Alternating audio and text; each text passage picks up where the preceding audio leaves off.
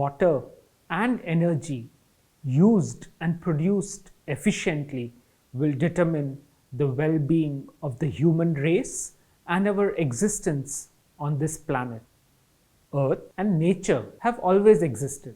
It is the human race as we know it that faces the danger of extinction. Nature continues with its harmonious processes, be it the water cycle, the transpiration from forests, or be it the gradual, slow evolution of species. But humans, with their unique minds, continue to innovate at breakneck speed to improve the comfort and convenience with which we live. This indiscriminate use of water and energy has resulted in the climate vulnerability and change that we are seeing all around us today, posing one of the greatest threats to our existence. World leaders have formulated policies and SDGs which act as a blueprint to achieve a better and sustainable future for all people in the world. But words need to turn into action on the ground. Anything we do or achieve is simply with the use of energy.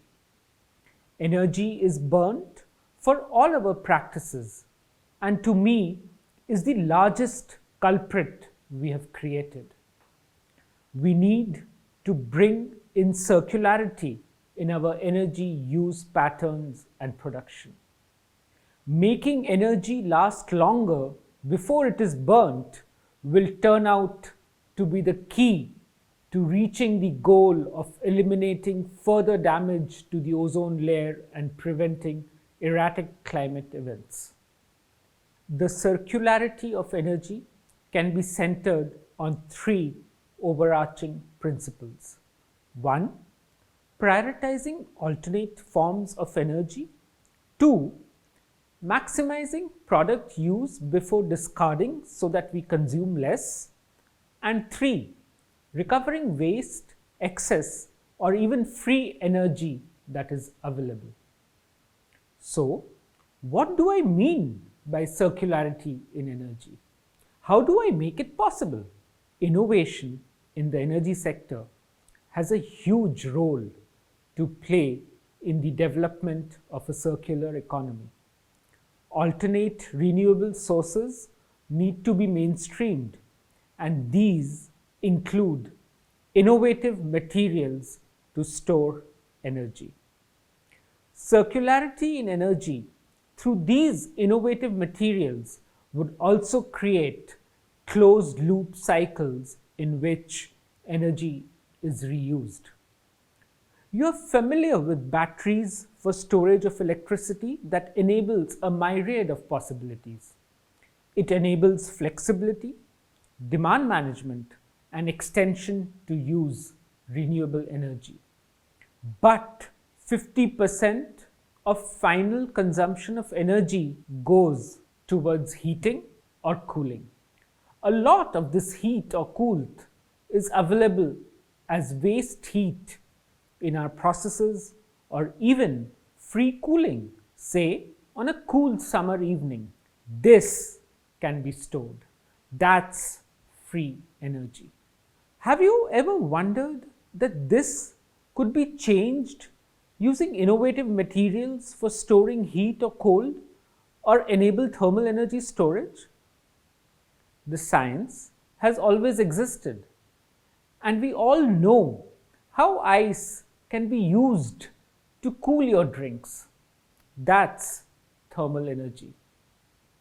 The latent heat during change of phase from solid ice to liquid water or vice versa stores tremendous amount of heat which we can use. We have eliminated the need of multiple conversions of heat to electricity and back to heat, increasing efficiencies manifold. India imports much of its natural gas. We dump 38 million metric tons of waste coal in our seas. This happens in the process of converting liquid natural gas to gas. The temperature is minus 160 degrees Celsius. You'd be surprised to know that theoretically, India's waste coolth generation from regasification of liquid natural gas is a whopping 525,000 terawatt hours of cooling, perhaps sufficient to provide a decade worth of global space cooling. The answer to harnessing all this energy is thermal energy storage through phase change materials. Today, there are over 40 different PCMs, whether you need to store energy at minus 65 degrees Celsius or you need to store it at plus 90 degrees Celsius. For instance, a commercial building in Netherlands captures 18 degrees Celsius coolth, which is available at night to lower the air conditioning demand in the day. Waste heat from ship engines is being stored for space heating at plus 60 to plus 80 degrees Celsius and used for room and space heating through the night. In Europe, 120 terawatt hours of high temperature heat is emitted from process industries, equivalent to the annual space heating demand of Europe. Just store it. Imagine if this heat is stored and used in the extensive greenhouses that dot the landscape of Netherlands, the world's second largest food producer. Heating and cooling is not just for comfort, but transport too. Did you know that through innovative materials and thermal engineering design, in India, in the last 5 years, over 30,000 tons of carbon dioxide emissions have probably been saved. This was achieved by simply electrification of the cooling systems in 500 trucks. It is not just climate change that is affected, but so are costs. Storing thermal energy is about 30 times cheaper than storing electricity in lithium-ion batteries. You'd be amazed to know what a great role PCMs can play in addressing the cooling needs for food and health. We need cooling to keep our children healthy, our vaccines stable, food nutritious, energy supply stable, economies productive, and environment clean. In a warming world, access to cooling is no longer a luxury. Often, the greatest opportunity lies in the greatest challenge. We need to act fast.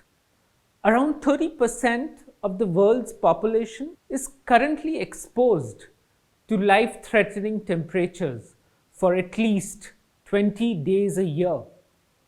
Heat waves already lead to 12,000 deaths annually across the world. These numbers will increase as the planet warms. Lack of cooling kills, but so does providing inefficient, polluting cooling. If left unchecked, emissions from cooling are expected to double by 2030 and triple by 2100, driven by heat waves, population growth, urbanization, and a growing middle class. Cooling will be one of the top drivers of global electricity demand over the next 3 decades. By 2015, space cooling alone will consume as much electricity as China and India today do. This doesn't even include the demand for cold chain. We need to design devices that can provide health treatment without the use of electrical energy. So what next? 1. Identify where waste heat or cold is available. 2. Capture it. And 3. Direct it towards where the demand is. The world today and of the future would require flexibility, and control over demand responsiveness, which is possible by thermal energy storage. To optimize thermal energy use, we would need to start moving towards providing heat and cold storage as a service. We need to move beyond net zero energy by generating equivalent energy as consumed and by reusing energy. Therefore, I strongly believe that circularity in energy is the need of the hour. Thank you.